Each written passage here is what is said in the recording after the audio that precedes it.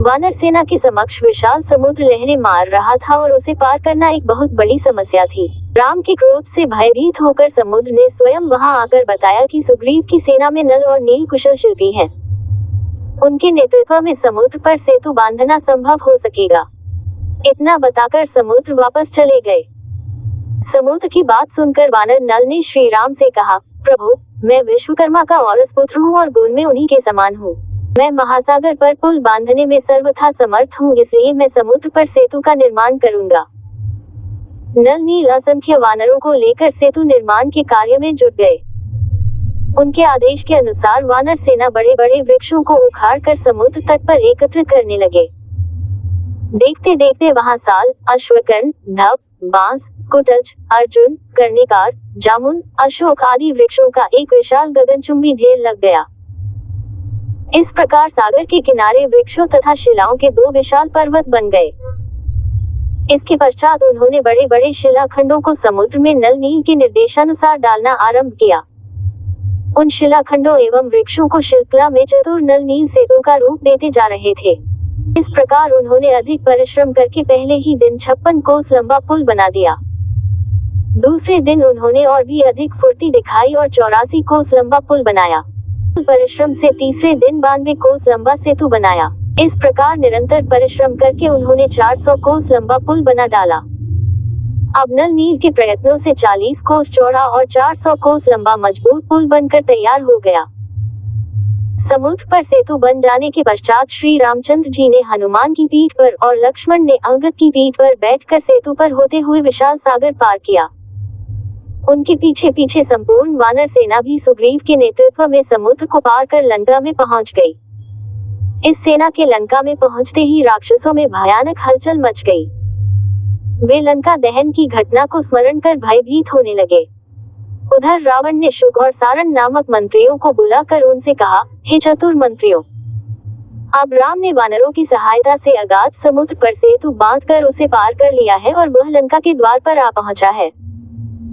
तुम दोनों वानरों का वेश बनाकर राम की सेना में प्रवेश करो और यह पता लगाओ कि शत्रु सेना में कुल कितने वानर हैं, उनके पास अस्त्र शस्त्र कितने और किस प्रकार के हैं तथा मुख्य मुख्य वानर नायकों के नाम क्या हैं। रावण की आज्ञा पाकर दोनों कूटनीतिज्ञ मायावी राक्षस वानरों का वेश बनाकर वानरों सेना में घुस गए, परंतु वे विभीषण की तीक्ष्ण दृष्टि से बच न सके।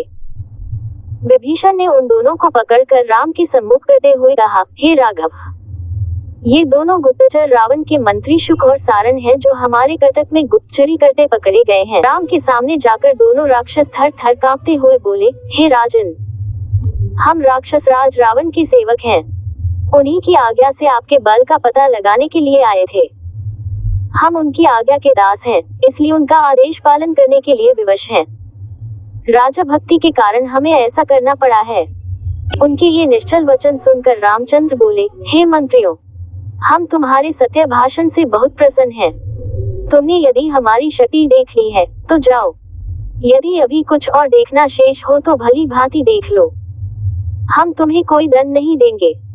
आर्य लोग शस्त्रहीन व्यक्ति पर वार नहीं करते, अतएव तुम अपना कार्य पूरा करके निर्भय हो लंका को लौट जाओ। तुम साधारण गुप्तचर नहीं, रावण के मंत्री हो, इसलिए उससे कहना, जिस बल के भरोसे पर तुमने मेरी सीता का हरण किया है, उस बल का परिचय अपने भाइयों, पुत्रों तथा सेना के साथ हमें रणभूमि में देना। कल सूर्योदय होते ही अंधकार की भांति तुम्हारी सेना का विनाश भी आरंभ हो जाएगा। श्री रामचंद्र जी के वचनों से भयरहित हो उनका जय जयकार करते हुए शुक तथा सारण लंका में पहुंचे और रावण के सम्मुख उपस्थित होकर बोले, हे स्वामिन, हमारे वानर सेना में प्रवेश करते ही विभीषण ने हमें पहचान कर राम के सम्मुख उपस्थित कर दिया, परंतु राम ने हमें निःशस्त्र दूत समझकर छोड़ दिया।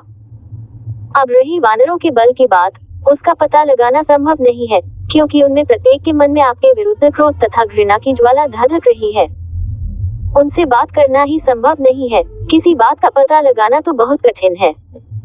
राम ने कहलवाया है कि सूर्योदय होते ही वह राक्षस सेना का विनाश आरंभ कर देगा। अब आप जैसा उचित समझे वैसा करें। दोनों मंत्रियों के ये वचन सुनकर रावण क्रोध से उबलते हुए बोला, चाहे कुछ भी हो जाए, मैं किसी भी दशा में सीता को वापस नहीं करूंगा। मुझे विश्वास है, राम अपनी सेना सहित युद्ध भूमि में मेरे हाथों से अवश्य मारा जाएगा। मंत्रियों के उत्तर से संतुष्ट न होकर रावण ने कुछ अन्य गुप्तचरों को छद्मवेश में वानर सेना में भेजा। उन्होंने बड़ी चतुराई से संपूर्ण जानकारी प्राप्त करके रावण को बतलाया कि राम ने अपना सैनिक शिविर सुवेल पर्वत पर लगाया है। उनमें जाम्बवंत नामक वृक्ष सबसे दुर्धर्ष एवं तेजस्वी है। उसके अतिरिक्त 3 वानर सबसे अधिक बलवान और पराक्रमी हैं। उनके नाम सुमुख, दुर्मुख तथा वेगदर्शी हैं। नल नील उस सैनिक टुकड़ी के अध्यक्ष हैं जिसने समुद्र पर सेतु बांधा है। अंगद अपने पिता वाली से भी अधिक तेजस्वी एवं बलवान है। उसके अतिरिक्त सहस्त्रों अद्भुत शक्ति संपन्न पराक्रमी वानर हैं। राम और लक्ष्मण तो जनस्थान को नष्ट करके अपने बल का परिचय आपको दे ही चुके हैं।